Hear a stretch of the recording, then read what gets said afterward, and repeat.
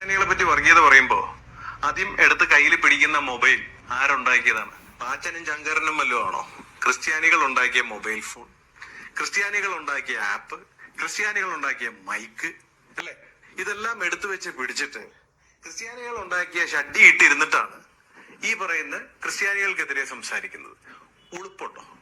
Simple ആയിട്ട് ചോദിച്ചു, ഒരു അല്പമെങ്കിലും ഉളുപ്പുണ്ടോ? ഇതിനകത്ത് വല്ല കോമൺ സെൻസ് ഉണ്ടോ? ഇനി ഒരു ആശുപത്രിയിൽ ഒരു പ്രശ്നം വന്നാൽ, പെട്ടെന്നൊരു അപകടം പറ്റിയാൽ, ഈ ക്രിസ്ത്യാനികൾ ഉണ്ടാക്കിയ വണ്ടി, കേരളത്തിൽ ഓടുന്ന വണ്ടികളും ഇന്ത്യയിൽ ഓടുന്ന വണ്ടികളൊക്കെ കണ്ടുപിടിച്ചത് അങ്ങ് ജർമ്മനിയിലും മറ്റ് ക്രിസ്ത്യൻ രാജ്യങ്ങളിലും തന്നെയാണല്ലോ. ക്രിസ്ത്യാനികളുടെ തലയാണല്ലോ ഈ വണ്ടി. നമുക്ക് ഉണ്ടായിരുന്നു കാളവണ്ടി, അല്ലെ?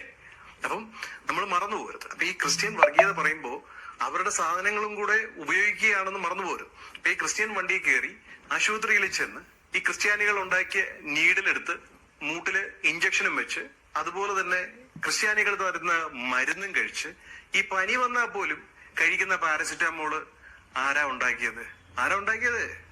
ഇവിടുത്തെ വർഗീയ ചാണക പ്രസ്ഥാനങ്ങൾ വല്ലതാണോ ഉണ്ടാക്കിയത്? അതും ക്രിസ്ത്യാനികൾ തന്നെയല്ലേ?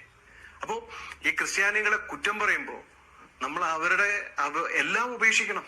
നമ്മൾ ഇടുന്ന ഷഡ്ഡി പോലും അവരുടെ ഡിസൈനാണ്. അടിച്ചു നോക്കണം. നമുക്ക് പണ്ടുണ്ടായിരുന്നത് കോണകമാണ്. കോണകം ഇട്ടിട്ടല്ലല്ലോ ഈ വർഗീയ വിദ്വാൻമാരൊക്കെ ഈ പ്രസംഗിക്കുന്നത്. പിന്നെ അടുത്തൊരു കാര്യം, ഗുരുവായൂർ എടുക്കൂ, ശബരിമല എടുക്കൂ. അയ്യപ്പനെയും ഗുരുവായൂരപ്പനെയൊക്കെ ഉണർത്താനും ഉറക്കാനും ഊട്ടാനും എല്ലാം ഉപയോഗിക്കുന്നത് യേശുദാസ് എന്ന് പറയുന്ന ഒരു ക്രിസ്ത്യൻ കുടുംബത്തിൽ ജനിച്ച് ഇപ്പോഴത്തെ ഹിന്ദുക്കൾക്ക് പോലും ചെയ്യാൻ പറ്റാത്ത വിധത്തിൽ സാധന ചെയ്യുന്ന ഒരു മനുഷ്യനാണ്.